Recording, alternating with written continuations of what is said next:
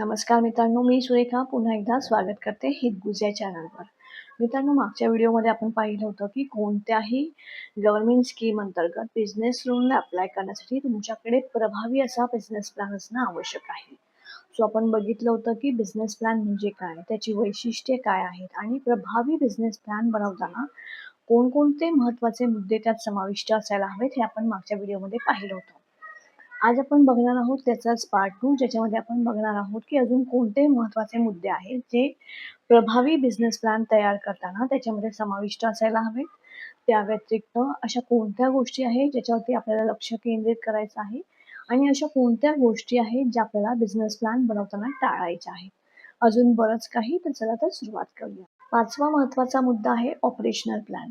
Operational plan म्हणजे काय? तुमच्या बिझनेसचं किंवा व्यवसायाचं जे काही उद्दिष्ट असेल, ते उद्दिष्ट साध्य करण्यासाठी तुम्ही तुमच्या बिझनेसमध्ये दररोज काय-काय ॲक्टिव्हिटी करता.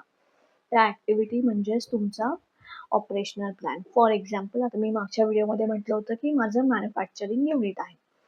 सो आता मी माझं मॅन्युफॅक्चरिंग युनिट रन करण्यासाठी दररोज काय-काय ॲक्टिव्हिटी करते किंवा दररोज त्याच्यामध्ये काय-काय टास्क असतात. सर्वात पहिलं म्हणजे मला मॅन्युफॅक्चर करण्यासाठी रॉ मटेरियल लागतं, म्हणजे कच्चा माल लागतो. सो मी तो कच्चा माल कुठून तरी परचेस करते. आता परचेस करते म्हणजे काय करते? प्रोक्युरमेंट करते. प्रोक्युरमेंट काय झालं? ही एक ॲक्टिव्हिटी झाली, म्हणजे हा एक ऑपरेशनचा पार्ट झाला. सो प्रोक्युरमेंट ॲक्टिव्हिटी झाली. त्याच्यानंतर आता ह्या परचेस केलेल्या रॉ मटेरियलचं फायनल प्रॉडक्ट्समध्ये रूपांतर करण्यासाठी मला कामगार लागतात. आता हे कामगार मी काय करते? मी रिक्रूट करते, म्हणजे रिक्रुटमेंट ही एक ॲक्टिव्हिटी झाली. त्याच्यानंतर आता हे जे रॉ मटेरियल मी परचेस केलं त्याचं फायनल प्रॉडक्ट्समध्ये रूपांतर करण्यासाठी कामगारांना काही मशिनरीज लागत असतील किंवा काही इक्विपमेंट्स लागत असतील, तर हे मशिनरी किंवा इक्विपमेंट आयदर मी परचेस करू शकत असेल किंवा मी रेंटवर घेत असेल. सो ही देखील एक ॲक्टिव्हिटी झाली. बरोबर? सो ह्या सगळ्या झाल्या ॲक्टिव्हिटीज. त्या व्यतिरिक्त आता ह्या ज्या ॲक्टिव्हिटीज आहे, ह्या ॲक्टिव्हिटीज रन करण्यासाठी मला माझ्या बिझनेसमध्ये दररोज कॅश लागतो. सो मी माझा कॅश फ्लो कसा मॅनेज करते? सो कॅश फ्लो मॅनेजमेंट ही देखील एक ॲक्टिव्हिटी झाली.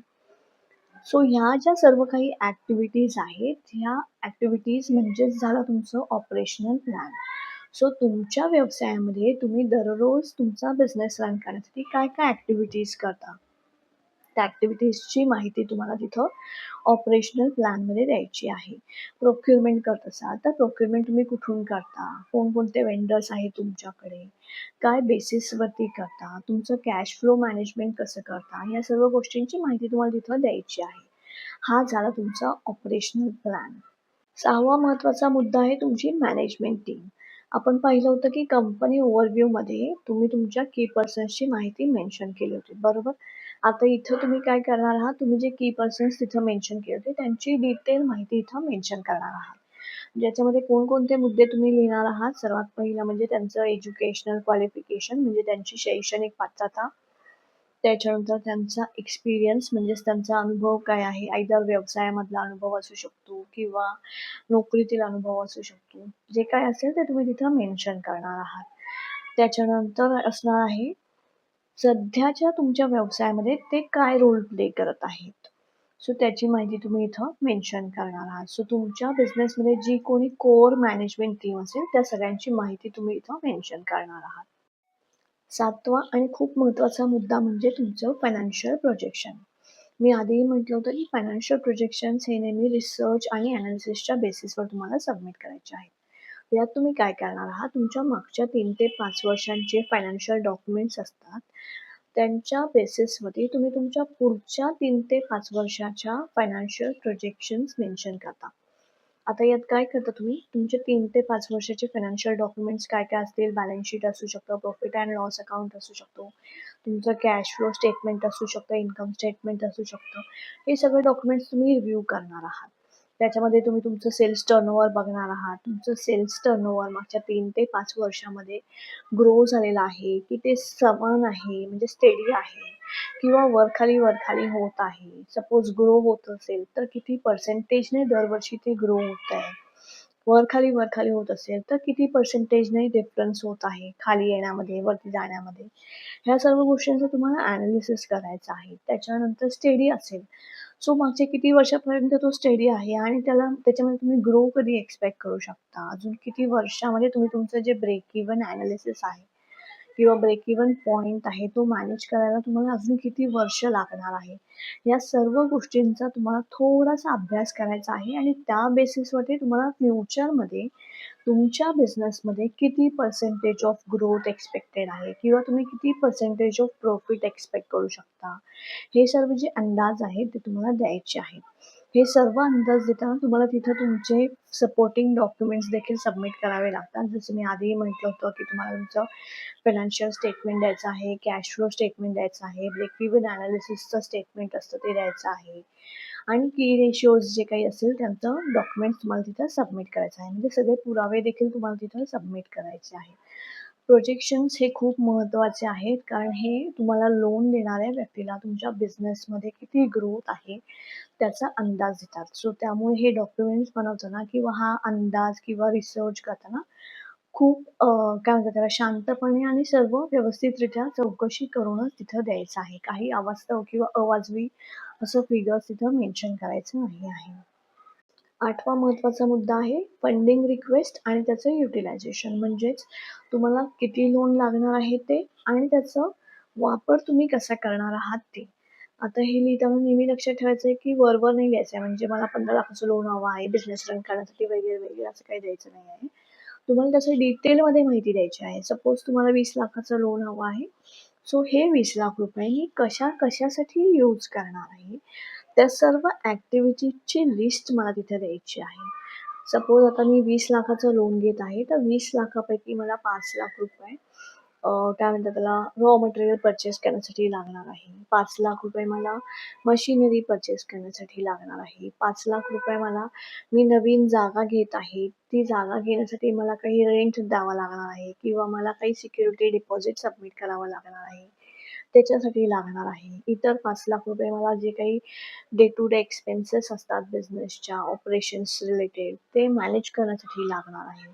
सो या सर्व जी ॲक्टिव्हिटीज मी सांगितल्या अशा ॲक्टिव्हिटीनुसार तुम्हाला त्याची लिस्ट द्यायची आहे, की तुम्ही ते बिझनेस लोन कोणकोणत्या गोष्टीसाठी वापरणार आहे. हे खूप डिटेलमध्ये तुम्हाला तिथं द्यायचं आहे आणि जितकं हवं आहे तितकंच तुम्हाला तिथं लिहायचं आहे. सो हा एक महत्त्वाचा मुद्दा होता. 9वा महत्त्वाचा मुद्दा आहे रिस्क ॲनालिसिस आणि मिटिगेशन. रिस्क ॲनालिसिस आणि मिटिगेशन म्हणजे काय? तर तुमच्या व्यवसायामध्ये जो काही धोका आहे किंवा जोखीम आहे, ती मॅनेज करण्यासाठी तुमच्याकडे काय-काय प्लॅन्स आहेत, तेच म्हणजे रिस्क मिटिगेशन प्लॅन. आता आपण मागे पाहिलं होतं, की मार्केट ॲनालिसिस करतो आपण. मार्केट ॲनालिसिस करताना अजून एक पॉइंट राहिला होता सांगायचा, तो म्हणजे स्वोट ॲनालिसिस. स्वोट ॲनालिसिस म्हणजे काय? त्याचं फुल फॉर्म आहे स्ट्रेंथ, वीकनेसेस, अपॉर्च्युनिटी आणि थ्रेट. हे 4 म्हणजे तुम्हाला 4 पॉइंट्स असतात. तुमच्या बिझनेसमधल्या तुमच्या स्ट्रेंथ काय आहे? स्ट्रेंथ काय आहे म्हणजे म्हणजे तुमच्या बिझनेसची अद्वितीय वैशिष्ट्य काय आहे? त्याच्यानंतर तुमच्या बिझनेसमध्ये वीकनेसेस काय आहे? म्हणजे तुमचा बिझनेस कुठे कमी पडतोय? त्याची तुम्हाला माहिती काढायची आहे. त्याच्यानंतर तुमच्या बिझनेसमध्ये अपॉर्च्युनिटीज काय आहे? अपॉर्च्युनिटीज म्हणजे काय? तर तुमच्या बिझनेसमध्ये पुढे ग्रोथ रेट काय एक्सपेक्टेड आहे? किंवा अजून नवीन कोणकोणते प्रॉडक्ट्स एक्सपेक्टेड आहे? काय ट्रेंड्स एक्सपेक्टेड आहे? ज्याच्याने तुमचा बिझनेस वाढू शकतो.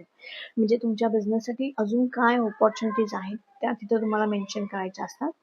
आणि त्याच्यानंतर थ्रेट. आता हे थ्रेट म्हणजेच काय? तर रिस्क. थ्रेट म्हणजे काय? तर तुमच्या व्यवसायाला कोणत्या गोष्टीपासून धोका आहे किंवा जोखीम आहे. आता हा धोका कसा असू शकतो? तुमच्या बिझनेसला कॉम्पिटिटर्सपासून धोका असू शकतो.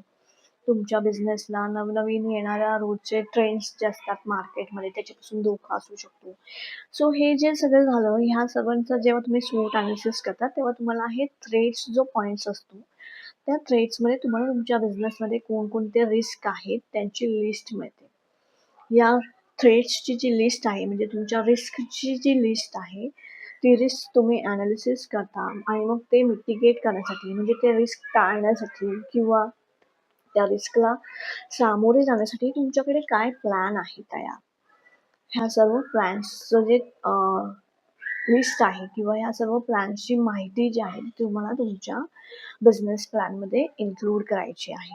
सो रिस्क मिटिगेशन प्लॅन म्हणजेच तुमच्या बिझनेस किंवा व्यवसायाला जे काही धोका आहे किंवा जोखीम आहे, ती जोखीम मॅनेज करण्यासाठी तुम्ही काय पूर्वतयारी करता किंवा तुमच्या काही योजना आहेत, या सर्वांबद्दल माहिती तुम्ही तिथं मेन्शन करणार आहात. सो हे सगळे होते महत्त्वाचे मुद्दे जे आपल्याला बिझनेस प्लॅन तयार करताना त्याच्यामध्ये समाविष्ट करायचे आहे. आता बघूया अशा कोणकोणत्या गोष्टी आहेत ज्या बिझनेस प्लॅन बनवताना लक्षात ठेवायच्या आहे. सर्वात पहिलं म्हणजे स्पष्ट आणि सोपी भाषा. तुमचा बिझनेस प्लॅन नेहमी स्पष्टपणे मांडायचा आहे आणि अत्यंत सोप्या भाषेत मांडायचा आहे. खूप जास्त ड्रामॅटिक भाषा वगैरे तिथं वापरायची नाही. सोपी आणि बिझनेस फ्रेंडली भाषा वापरायची आहे, जेणेकरून समोरच्याला ती खूप जास्त अर्थ शोधावा लागेल असं काहीही त्याच्यात मांडायचं नाही आहे. दुसरं म्हणजे क्रेडिबिलिटी म्हणजेच विश्वासार्हता. तुमचा बिझनेस प्लॅनमध्ये जे काही तुम्ही प्रोजेक्शन्स मांडत आहात ते रिसर्च आणि अनालिसिसच्या बेसिसवर मांडणार आहात आणि त्याला संपुष्टी देणारे डॉक्युमेंट्स देखील तुम्ही सबमिट करणार आहात, जेणेकरून तुम्हाला लोन देणाऱ्या व्यक्तीला तुमच्या बिझनेस प्लॅनकडे बघून त्याच्यावरती विश्वास बसला पाहिजे. ह्या गोष्टीचं भान ठेवायचं आहे. तिसरं म्हणजे तुमचं लोन रिपेमेंटची कॅपेबिलिटी दर्शवणारा. लोन रिपेमेंटची कॅपेबिलिटी दर्शवणारा म्हणजे तुम्ही जे काही प्रोजेक्शन्स मांडत आहात त्या प्रोजेक्शन्समधून तुम्ही तुमचं लोन रिपे करू शकता ही कॅपेबिलिटी तुमच्या बिझनेस प्लॅनमध्ये दिसली पाहिजे. सो ह्या गोष्टीचं भान ठेवायचं आहे. त्याच्यानंतर स्कीम स्पेसिफिक बिझनेस प्लॅन बनवायचा आहे. म्हणजे तुम्ही ज्या स्कीमला अप्लाय करत आहात त्या स्कीमच्या अनुषंगाने तुमचा बिझनेस प्लॅन मॉडिफाय करायचा आहे. त्याचा एलिजिबिलिटीचा क्रायटेरिया असू शकतो किंवा त्याची जी मॅक्सिमम लिमिट आहे, या सर्व गोष्टी लक्षात ठेवूनच तुम्ही तुमचा बिझनेस प्लॅन पर्टिक्युलर स्कीमसाठी बनवायचा आहे. सगळीकडे एकसारखा बिझनेस प्लॅन वापरायचा नाही आहे. ज्या स्कीमसाठी अप्लाय करत आहात त्या स्कीमच्या अनुषंगानेच तो बिझनेस प्लॅन बनवायचा आहे. सो या होत्या काही महत्त्वाच्या गोष्टी ज्या तुम्ही बिझनेस प्लॅन तयार करताना लक्षात ठेवायच्या आहेत. कोणत्या गोष्टी टाळायच्या आहेत? सर्वात पहिला म्हणजे जे काही प्रोजेक्शन्स द्याल ते रिअलिस्टिक आणि प्रॅक्टिकल्स असतील असेच द्यायचे आहेत. अवाजवी प्रोजेक्शन्स द्यायचे नाही आहेत. दुसरी गोष्ट टाळायची आहे म्हणजे टेक्निकल टर्म्स किंवा किचकट भाषा बिझनेस प्लॅनमध्ये वापरायची नाही आहे. याचं कारण असं आहे, जेव्हा तुम्ही टेक्निकल टर्म्स वापरता असतील तुमच्या बिझनेसमध्ये टेक्निकल टर्म, पण जो तुमचा बिझनेस प्लॅन रीड करणार आहे, जो वाचणार आहे, त्या व्यक्तीला त्या बिझनेसमधलं टेक्निकल बॅकग्राऊंड माहीत असेल नसेल, त्याला ते समजेल नसेल, या सर्व गोष्टींचं भान ठेवून टेक्निकल भाषा टाळायची आहे आणि खूप जास्त किचकट भाषा देखील टाळायची आहे. सोप्या भाषेत मांडायचं आहे. सो ह्या 2 गोष्टी लक्षात ठेवायच्या आहेत. अवाजवी प्रोजेक्शन आणि टेक्निकल आणि किचकट भाषा टाळायच्या आहे. आता सॅम्पल बिझनेस प्लॅन किंवा बिझनेस प्लॅनच्या टेम्पलेट्स तुम्हाला कुठं मिळू शकतात? तर मी इथे तुम्हाला काही लिंक दिलेल्या आहेत. त्यातली पहिली लिंक आहे आपल्या MSMEची वेबसाईट. MSMEच्या वेबसाईटवरती तुम्ही सॅम्पल बिझनेस प्लॅन बघू शकता इंडस्ट्री वाईज. म्हणजे तुम्ही तुमच्या बिझनेसची इंडस्ट्री सिलेक्ट करून तिकडे असलेले सॅम्पल टेम्पलेट्स बघू शकता. महत्त्वाची गोष्ट म्हणजे MSMEच्या वेबसाईटवरती बिझनेस प्लॅन व्ह्यू करण्यासाठी कोणतेही चार्जेस पे करावे लागत नाही. दुसरी वेबसाईट आहे स्मॉल बिझनेस ॲडमिनिस्ट्रेशन आणि तिसरी आहे score.org. या दोन्ही वेबसाईट्सवरती तुम्हाला सॅम्पल बिझनेस प्लॅनच्या टेम्पलेट्स मिळतात, पण त्यासाठी काही चार्जेस पे करावे लागतात. या व्यतिरिक्त काही प्रायव्हेट कंपन्या देखील आहेत ज्या तुम्हाला बिझनेस प्लॅन बनवण्यासाठी मदत करतात आणि त्यासाठी काही चार्जेस आकारतात. सो ह्या काही महत्त्वाच्या लिंक्स आहेत ज्या तुम्हाला बिझनेस प्लॅन बनवण्यासाठी मदत करतात.